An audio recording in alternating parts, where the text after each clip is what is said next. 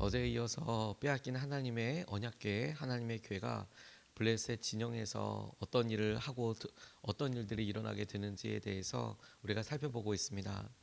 저는 성경에서 이 사건이 참 중요하다고 주목하게 되는데, 이유는 하나님께서 사람의 도움 없이 이스라엘 사람들이나 하나님의 언약궤를 신뢰하고 믿는 사람들 없이 하나님이 살아계심을, 하나님께서 스스로 살아계심을 드러내시는 그런 부분이라고 싶어서 너무 귀하다고 싶습니다.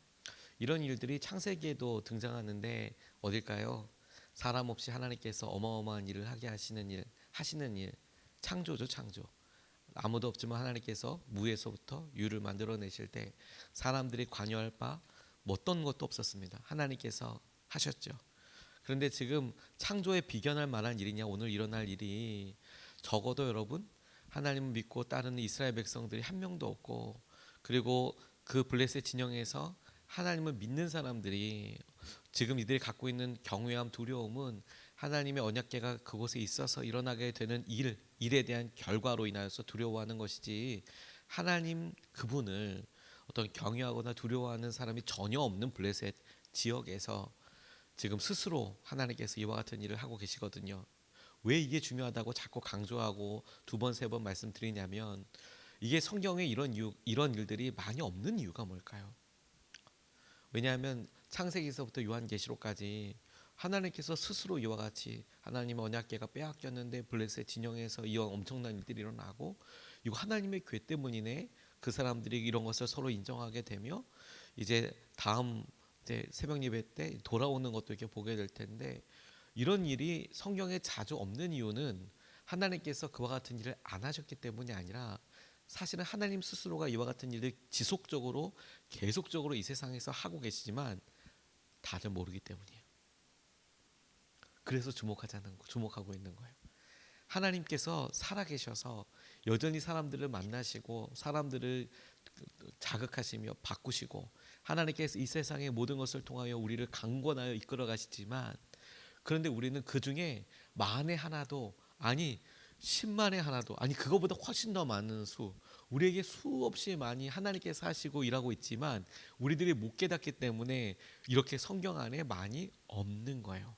하지만 이게 아무리 작아 보여도 여러분, 언약궤를 통해서 이런 일이 일어났다? 그게 뭐라고 결과가 어떠냐가 아니라, 하나님께서 아무도 없을 때조차도 하나님 이와 같은 놀랍게 당신의 계획을 이루고 계신다는 그것이 우리에게 이렇게 보여지고 발견되어지는 것이야말로, 아 그렇구나, 하나님 우리 가운데 이 눈에 아무 증거 아니 보여도 하나님이 하고 계시는 일이 있으시구나, 그리고 우리가 그것을 기대하는 마음으로 바라보고 깨달을 수 있다는 점에서 이 사건이 우리에게 주는 믿음의 시사점이 너무 중요하다고 저는 그렇게 생각합니다. 블레셋 나라는 다섯 부족의 연맹 국가였습니다. 도시국가였어요. 도시국가. 다시 말씀드리지만 지금서부터 3100년, 3200년 전의 이야기를 지금 우리가 하고 있지 않습니까? 강력한 중앙 집권적인 그런 나라보다 에그론, 요즘 가드, 아스돗 이렇게 각각 나와 있는데 다섯 개의 연합 도시들이 있게 있어서 각각의 왕들이 있었어요. 그래서 사사기를 읽어보면 뭐 에그론의 왕이 비둔하여서 이렇게 뚱뚱하여서 이렇게 뭐 죽인 암살한 이야기도 나오고, 각각의 왕들이 있고 혹은 합쳐졌다 흩어졌다가 막 이렇게 됩니다. 지금 이곳 오늘 읽은 본문에서도 그중에 세 개의 도시 국가가 등장하게 되죠.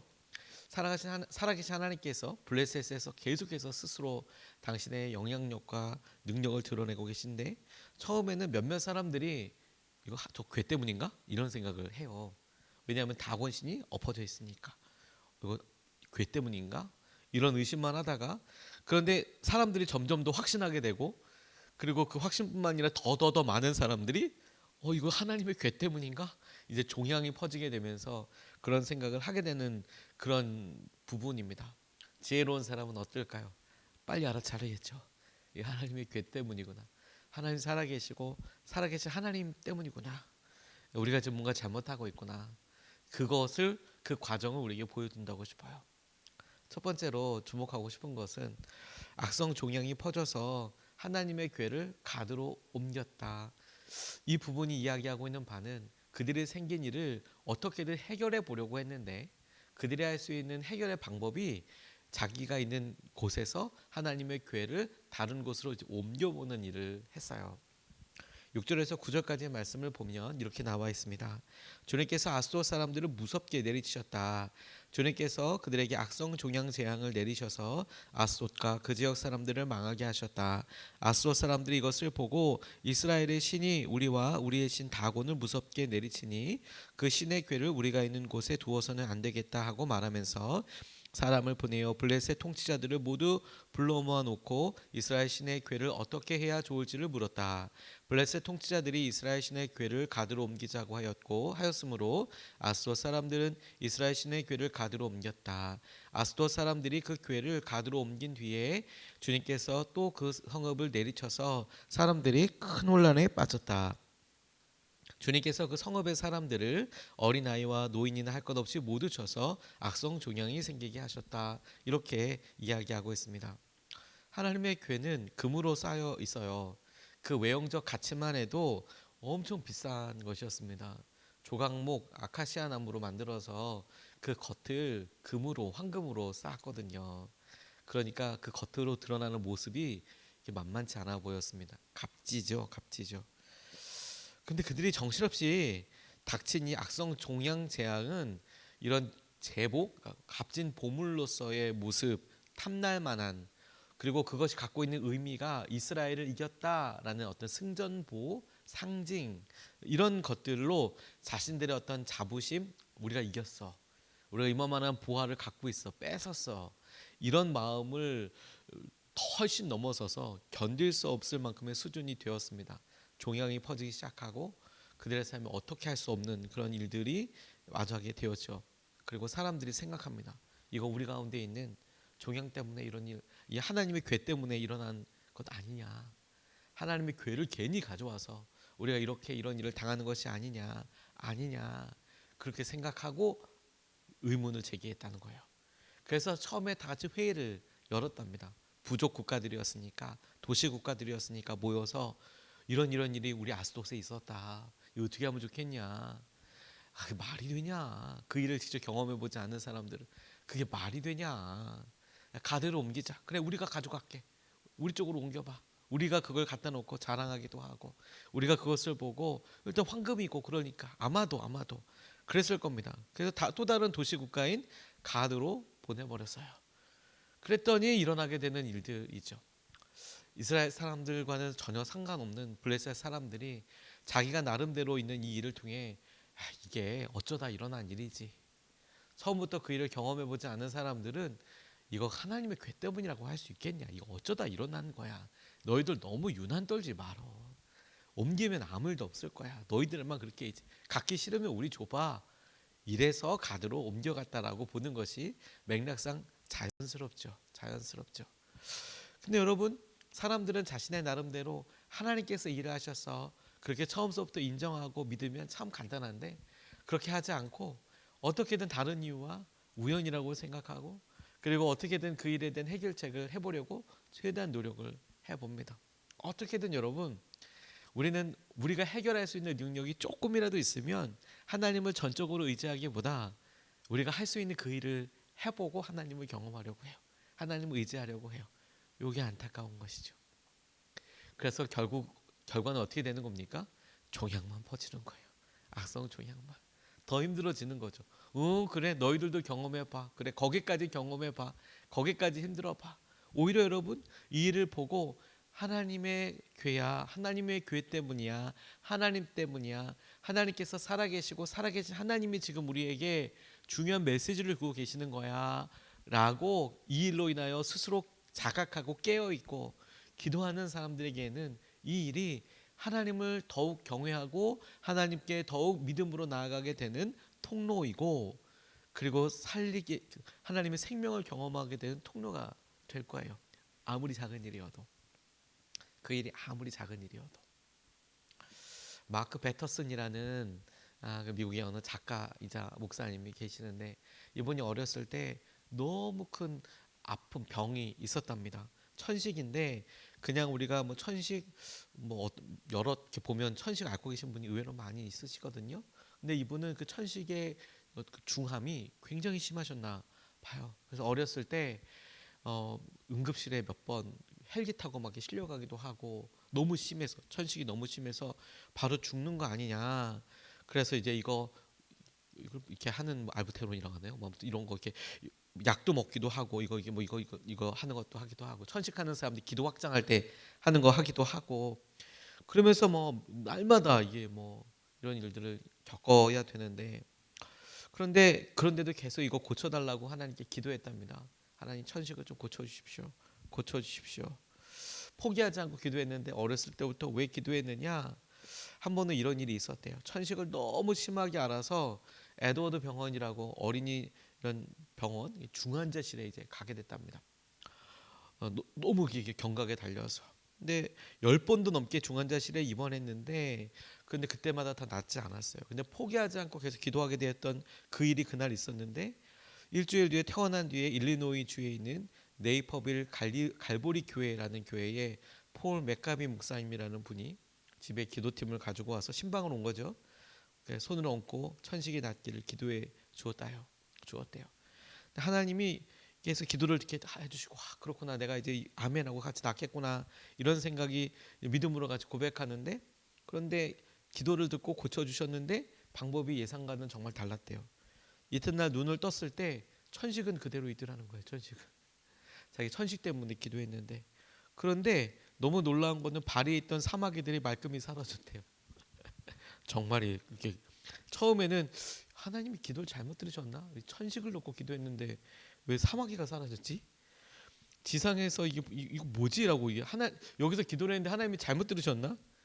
근데 호흡 곤란이 싹 사라졌지만 사마귀는 그대로 남아 있는 사람이 어딘가에 있을 것 같다라는 생각이 들었대요. 만약에 이렇게 똑같이 천식을 놓고 기도했는데 천식은 나았지만 사마귀는 그대로 있을 것 같다. 어렸을 때 그런 생각을 한 거죠.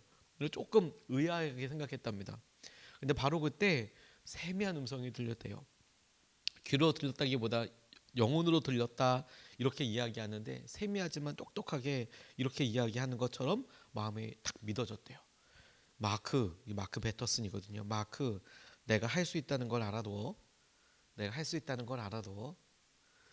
천식도 나게 하고 뭐든지 할 수 있다는 거 알아도 이 어렸을 때 자기가 정말 몇 번 죽을 뻔하고 천식 때문에 간절히 기도했는데 그럼에도 불구하고 평생 자기가 천식을 닦고 있으면서 하나님 살아계시고 그 살아계신 하나님께 기도하고 포기하지 않을 수 있었던 이유가 뭐냐면 그 중환자실에서 들어갔다 나왔다 들어갔다 하면서 기도팀한테 기도받고 근데 사마귀가 없어졌는데 다른 사람들이 보기에는 천식이 난 것도 아니고 발등에 있는 사마귀 몇 개 사라진 게 뭐 대단한가 싶지만 알았던 거죠. 하나님께서 마크 내가 할 수 있다는 거 알아도 하나님 살아계시고 함께하고 계시는 거구나. 악성 종양이 났어요. 그거 사라졌어요. 혹은 났어요. 퍼졌어요. 그게 뭐라고 라고 생각하기 쉽지만 아니요. 하나님 하실 수 있다는 걸 알아도 그게 작아 보이지만 하나님께서 우리의 삶의 모든 영역과 은혜 가운데 하고 계신다라는 믿음을 열어주시는 거예요. 여러분 이 본문과 이 메시지가 너무 중요한 게 우리가 인지하지 못하고 자각하지 못하고 심지어 힘도 쓸 수 없는 곳에 이스라엘 진영이 아닌 블레셋 진영 더군다나 이스라엘은 패배했기 때문에 어떤 영향력도 미칠 수가 없어요. 근데 그곳에서 하나님께서 이스라엘과 전혀 상관없이 살아계셔서 스스로 역사하고 계신다라는 것은 우리가 오늘 살면서 하나님 난 능력이 없고 나는 믿음이 없고 나는 교제권도 이렇게 작고 그렇게 할 수 있을지 몰라도 믿음으로 상상하고 믿음으로 고백할 수 있어요. 우리는 알지 못하지만 하나님께서 당신의 일을 살아계신 하나님께서 이루고 계신다. 이게 놀라운 거죠. 악성 종양을 통해서 알아도 하나님 하실 수 있다고요. 두 번째로 주목하게 되는 것은 드디어 하나님의 궤를 있던 자리로 돌아가게 하자는 의견이 나오기 시작했습니다. 드디어 마침내 하나님께서 이끌어 가시는 대로 그렇게 사람들이 갖게 되죠. 생각을 10절로 12절 말씀입니다. 그러자 그들이 하나님의 교회를 에그론으로 보냈다. 그러자 하나님의 교회가 에그론에 이르렀을 때에 에그론 주민들은 앗돗 사람들이 이스라엘 신의 교회를 우리에게로 가져와서 우리와 우리 백성을 죽이려고 한다면서 울부짖었다. 그래서 그들은 또 사람들을 보내어 블레셋 통치자들을 모두 불러놓고 이스라엘 신의 교회를 돌려보내어 그 있던 자리로 돌아가게 하고 우리와 우리 백성이 죽지 않게 해주시오 하고 요청하였다. 하나님이 거기에서 그들을 그렇게 무섭게 내리치셨기 때문에 온 성읍 사람들이 죽을 지경에 이르러 큰 혼란에 빠졌다. 죽지 않은 사람들은 악성 종양이 생겨서 온 성읍에서 비명 소리가 하늘에 사무쳤다. 이렇게 이야기하고 있습니다. 가드에서 에그론으로 다시 옮겨갔어요. 그들이 할 수 있었던 건 뭐냐면 문제에 직면하는 것이 아니라 돌리고 수건 돌리기 하듯이 이것 때문인가 봐 돌려봤어요. 그랬더니 거기도 문제가 생겨요. 또 돌렸어요. 그랬더니 거기도 문제가 생겨요. 돌리고 돌려서 언제까지 이것을 돌리게 되냐면 하나님께서 하신 거구나라고 인정할 때까지 돌리고. 근데 우리는 이 말씀을 처음부터 끝까지 보면서 하나님이시구나. 돌려서 될 문제가 아니구나. 이걸 외면해서 될 문제가 아니구나. 이 일이 일어나게 되는 원인과 그 힘을 분명히 알고 믿음으로 마주하는 것이 중요하구나. 이걸 알아야 한다는 거예요. 지난주, 이번 주, 다음 주까지 사무엘상에서 나오는 세 왕 중에서 하나님, 첫 번째 왕, 영원한 왕이셨던 하나님에 대해서 우리가 살펴보고 있습니다. 오늘이 두 번째 주 마지막 날이 되지요. 하나님은 왕이셔서 다스리시고 이끌어가고 계세요. 왕의 위엄, 존귀, 여러 일들이 어떻게 사람들에게 보여지냐면 하나님을 그 왕을 섬기는 사람들, 그 왕에게 충성하는 사람들 통하여 왕이시구나. 이게 드러나는 경우가 많이 있습니다. 근데 안타깝게도 이스라엘 사람들은 하나님이 영원한 왕이시지만 하나님은 왕으로 여기지 않아요. 그럼 하나님 왕이 아니신 겁니까? 아니요. 그런 일을 통하여 드러나는 일이 상대적으로 적어 보여요. 그런데 여러분, 하나님께서 계속해서 내가 직접 인도하고 있어. 내가 살아계셔. 내가 살아있어. 내가 다스린다. 이것을 여러 사인들과 일들로 보여주시는데 그게 아무리 작은 것처럼 보이지만 하나님께서 직접 하고 계신다는 일은 하나님 살아계시고 하나님 이 가운데 당신의 일을 이루어 가고 계시며 하나님께서 우리 가운데서 똑같이 이런 일을 하실 수 있다라는 강력한 증거와 믿음의 도전이 되기 때문에 너무 중요한 것이다라고 저는 여러분들과 함께 붙잡고 기도하고 싶어요. 이거 하나님께서 하고 계시는 거구나. 하나님이 왕이신 거구나. 가드에서도 동일한 일이 반복되었습니다. 에그론까지 가게 된 그 일을 보고 에그론 사람들은 이제 아예 알았어요. 야, 우리도 죽게 하려고 하냐? 아스돗 사람들이 우리까지 지금 죽게 하려고 하나 보다. 이런 생각으로 막 사람들 앞에서 투덜투덜하고 있는 내용이 나오죠. 근데 그 정도가 되니까 사람들이 비로소 이거 어떻게 돌려놓아야 되는 거야? 어떻게 해야 되는 거야? 이렇게 이야기하죠. 저는 이 장면을 보고 이런 상상을 해봤습니다. 이것 때문에 그런 거야. 이거 그냥 우리가 그냥 시쳇말로 하듯이 이거 재수 없는 건가 봐. 그러면 부셔서 어떻게 하면 좋지 않을까? 이런 생각을 해봤을 법도 한데 황금이니까 금이라도 싹 벗겨가지고 해봐도 꽤 될 텐데 이거 네 사람이 들어야 될 만큼 꽤 무게가 나갔거든요. 바깥에 쌓은 금만 안에 조각목이야 뭐 나무니까 성인 네 사람이 들 정도는 아니지 않겠습니까? 그러니까 그 금이라도 싹 벗겨서 뭔가 해볼 만하고 할 텐데 사람들이 그렇게 하나님의 교회를 가볍게 보지 않았고 훼손하지도 않았고 오히려 그 일을 가지고 보면서 그냥 일방적으로 하나님께서 하시는 일을 당하고 그 일을 고통받으면서 그렇게 보고 있죠. 여러분 오히려 세상은 하나님을 더 두려워합니다. 세상은 하나님을 더 두려워합니다. 하나님의 사람들을 보고 안타까워할 뿐이에요. 세상이 안타까워하는 것은 하나님이 아니라 하나님을 믿고 따르는 사람들의 연약함 때문에 그렇게 할 수 있지만 하나님을 두려워하지는 하나님을 깔보지는 않습니다. 오히려 하나님을 두려워하는 그런 모습들을 보고 싶어 하지요. 그게 우리에게 주시는 메시지예요, 여러분. 하나님께서 블레셋 사람들을 우리에게 증거처럼 보여주시는 이유는 뭔지 아십니까? 야, 이스라엘 사람들은 아무도 나를 왕으로 여기지 않아. 하지만 하다못해 블레셋 사람들은 이런 병과 악성 종양을 통해서라고는 하지만 나를 존귀하게 여겨. 이 일이 나 때문인 것을 하나님 때문이라는 것을 안다고. 나를 무시하지 않아. 하나님은 왕이시지만 이스라엘 백성들 가운데 덜렁덜렁 그것만 들고 있으면 이런 게 아니고, 하나님은 살아계셔. 지금 영향력을 이렇게 미치고 계시잖아. 우리한테 이렇게 어려움을 주시잖아. 우리가 그 하나님께 바른 관계를 맺지 않으면, 원래자를 돌려놓지 않으면 안 되는 거야. 야, 이스라엘 좀 들어라, 보아라, 좀 깨달아라. 너희들은 그러는데 하다못해 블레셋은 이런 어려움들 과정을 가지고 깨닫는다. 이게 중요한 일이라고 봅니다. 그리고 이런 블레셋 사람들의 반응이 곧 하나님의 살아계심과 하나님을 향한 경외함을 드러내는 거잖아요. 그러니까 이 일이 작은 일이 아니죠.